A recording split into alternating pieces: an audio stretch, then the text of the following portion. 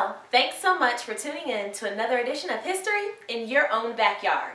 Today we're talking with Kay, and she is going to tell us about her historic home right here in Milan, Indiana. Thanks so much for talking to us today.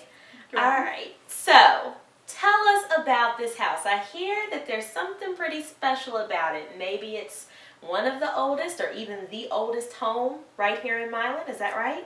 It was built in 1902 by Mr. E. Laws and his wife, and they raised their children here as well as they raised their children, so 3 generations of the Laws family. And one of those was the town banker. And we were told when we bought the property that it originally consisted of several hundred acres of local farm, and a lot of the town of Milan consisted in those acreage. Okay. And the son of the Laws, he actually worked at the bank that's now the 1954 Milan Hoosier Museum, correct? Yes, he was the banker of the town. Okay, and if you go to the museum, you can actually see a picture of him, right? Yes. All right. So now on the land that we actually sit on, I know that there are a few other structures that are behind this building. Can you tell us about that? We have a summer kitchen that's about 10 by 12. Still has the original brick chimney coming out of it. There is a chicken coop over to the side, as well as a single carriage house, and then a newer built 2-car garage. And then there's actually a silo, right? Yes. Silo and 2 large barns. Over the years, I know that people have maybe stopped by, and I know that you're fairly new to this home. What else have you heard about this house? Have you heard any other cool stories about it? It is either the second oldest or the oldest home still standing in Milan. It was the original home in Milan to have a working plumbing bathtub. That's nice. It's the original bathtub of the home in Milan. It was dated 1913. It was cast iron apron tub in the upstairs, which was actually very rare to have a bathroom upstairs. A cast iron tub?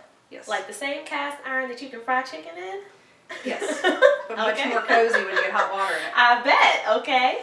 So it was removed probably about 10 years ago, sadly. But in my research, finding the date for it, I found another cast iron tub, this one clawfoot, dated 1913, that we are going to be putting back into the upstairs bathroom. Well, good for you for trying to at least preserve some of that history. Yeah. And in terms of what's actually in the house now, is some of the structural stuff still in here? Have you made any changes to the home? When we purchased the home, it had been refurbished by a local developer who maintained as much of the original features as possible. It's like the fireplace still has the original stonework as well as woodwork. Majority of the floors as well as the window casings are all still trimmed out in the original woodwork, and we still have the transoms and the original pocket doors. Nice. And I'm looking at the different crown molding that's going around. It's very pretty. Majority of it is still original. Very, very nice. Cool. Well, is there anything else that you want to tell us about your beautiful home? I love my beautiful home. Well, I think it's pretty nice too. I like it also. We want to, in the future, when we're able to, do as much as we can to continue to refurbish it back to its original splendor and try to fix anything as possible and do away with the modern things that have taken away the historic charm from it. So I'm just guessing here, but I'm willing to say that you probably have a special affinity for historical homes. If it's not over 100 years old, it's not a home. I hear you. Well, thank you so much for talking to us today about your home. We really appreciate it. Thank you. You're welcome.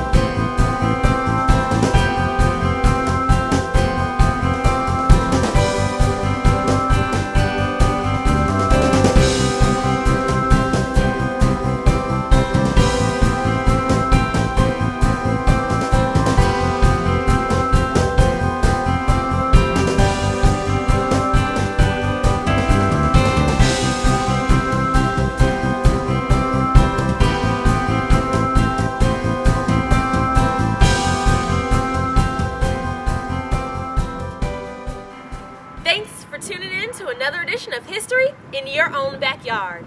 Today we spent time talking with Kay about her historic home right here in Milan, Indiana. In fact, it's the oldest home in Milan, being built in 1902. I hope you enjoyed learning all about it.